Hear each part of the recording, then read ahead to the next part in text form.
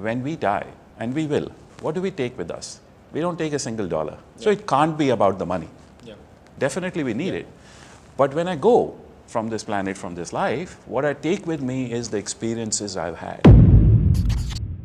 So in a way, what you're saying is that when we're all born, we all have a purpose and we have certain talent that is placed in us, and that we need to find it so that we can use it as a service, to be of service to others. Absolutely. Is that what you're saying? Absolutely. Okay.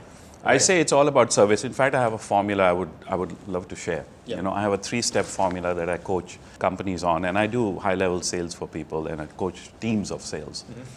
So it's a 3S formula. It starts with serve, right? The first S is serve.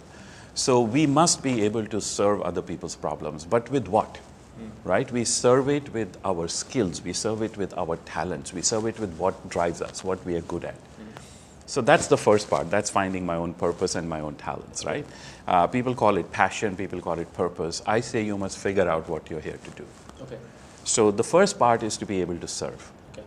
When you're able to serve, it means you've got the other person, the other company, the client, the customer in your focus. It's not about you, it's about taking care of their life, it's about making their life better.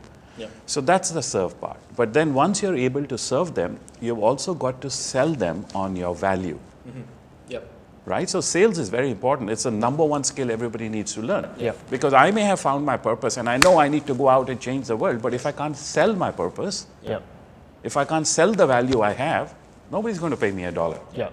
It's kind of like, you may know, okay, you may know what your value is, but if you cannot communicate the value, no one's going to pay you money for it. Absolutely, right? So sales is very, very important. In fact, it's the bridge. So serve, then sell, and then the third step, the third S is succeed. So success follows. Success is profits, it's a high valuation, it's, you sell your company, whatever it may be. But in the end is the success. The success is not at the beginning. People are so focused on success. People are, I've seen people, they start out with a company and their idea is, I want to be the next unicorn. I want to, in 2 years, I want to make it $1 billion company. And I say it's the completely wrong strategy. It's not going to work that way. With that attitude, who's going to fund you? Who's going, how are you going to get your clients? So the attitude has to be driven by service. We are here to serve others. Finally, listen, I believe this, right? From the Stoic masters to the ancient Asian masters to modern day teachers and coaches, we have all said that when we die, and we will, what do we take with us? We don't take a single dollar. So it can't be about the money. Right? If you can't take it with you, it's not about the money. You can't spend your whole life about that. So money is just a means to live a good life. So we need it. Definitely we need it. But when I go from this planet, from this life, what I take with me is the experiences I've had. It's that sense of fulfillment that I fulfilled my purpose, my talent, my journey on earth. Right? That must drive us. Finding the prospect, finding the problem of the prospect comes after that. That's my philosophy. That's the big philosophy we work on. So 3S, right? So serve, sales, success. I have a question about serve, right? Because you say that the first S is service, right? Serving people.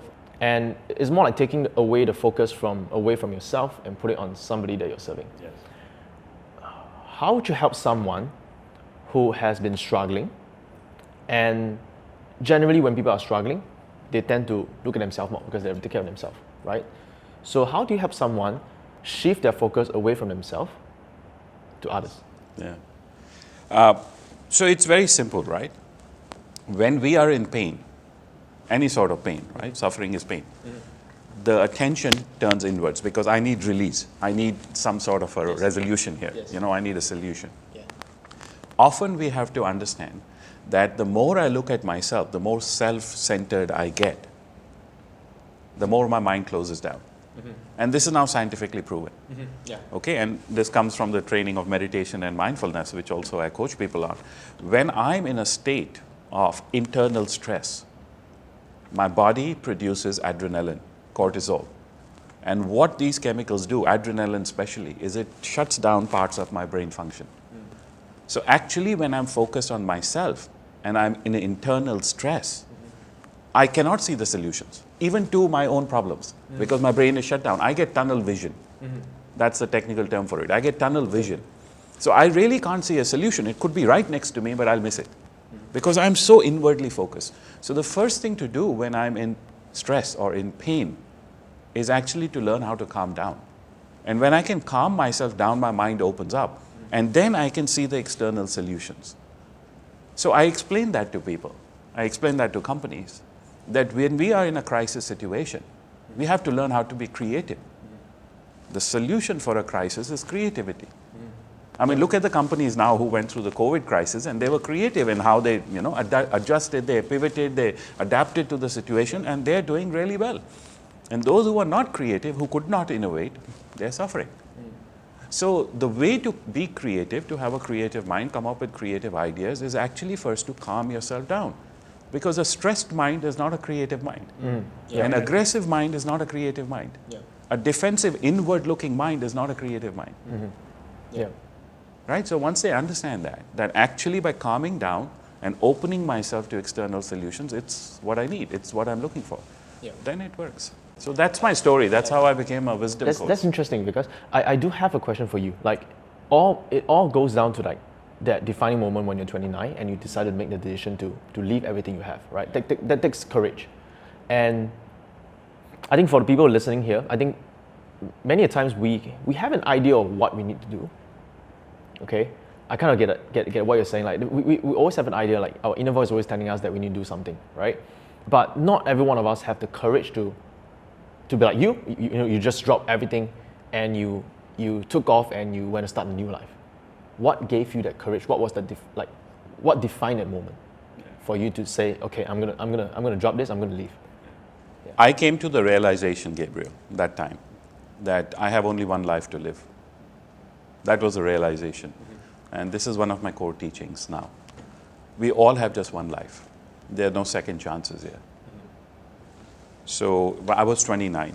And see, none of us know how long we will live. So I knew life is short. I was 29, maybe I live till 79, who knows, maybe 69. But it's a fixed amount. We're not here permanently. So I have 50 years left, let's say. So I knew it's short. 50 years is like this. Right? And I knew the more I delay, the shorter it's getting. And that was the realization I had. I have one life to live, it's short, and it's getting shorter. Why am I delaying what I know I need to do? And sure, it's hard, and sure, no one knows me, and who'll come to me, and I had all these ideas. I want to put my wisdom out in books. I want to go out and train the world. I want to, show people how to be successful and also how to be stress-free and how to be happy and how to be holistic and how to impact the world. I had all of these dreams. You can have it all. That was my idea. And I wanted to show people how to do it. But you see, the mind comes up with all kinds of thoughts and ideas, right? So I have this beautiful story that I use about the fact that we have two dogs in our mind and they're barking all the time. Because the mind is very active, right? It's always making that noise. There are these two dogs and they're barking all the time. And, one boy asked his grandmother, he says, "Grandmother, why are these two dogs fighting?" Right? And she says, "Well, they don't get along because one dog is the dog of your positive voice and the other dog is the dog of your negative voice. That's why they fight. This fellow will always have a positive message for you and this guy will always have a negative message for you. Go for it. Oh, you better be careful, So he says, "Oh, I understand, Grandma. So out of these two, which one will win?" Right? Yeah. And she says, "The bigger dog usually wins, right?" He says, "Yeah, but Grandma, which is the bigger dog?" And she says, "Well, it's very simple, son. And that's the secret of your life. Whichever dog you feed becomes a bigger dog and wins the fight." And I knew that was happening with me. You have one life, fulfill it, go for it, do your best, build something that you know is true for yourself. But it's so difficult. How can you go? Nobody will come to you. Nobody will believe you.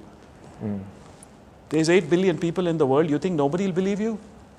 It's going to be very difficult. No one knows about you. You've not even written a book, not written an article.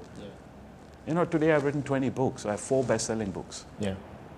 So if I had listened to this dog, I would still be living that life and having regrets.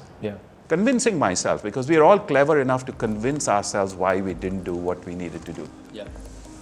I just decided to listen to that voice. Very nice. I love the story, by the way. The first time I heard the story,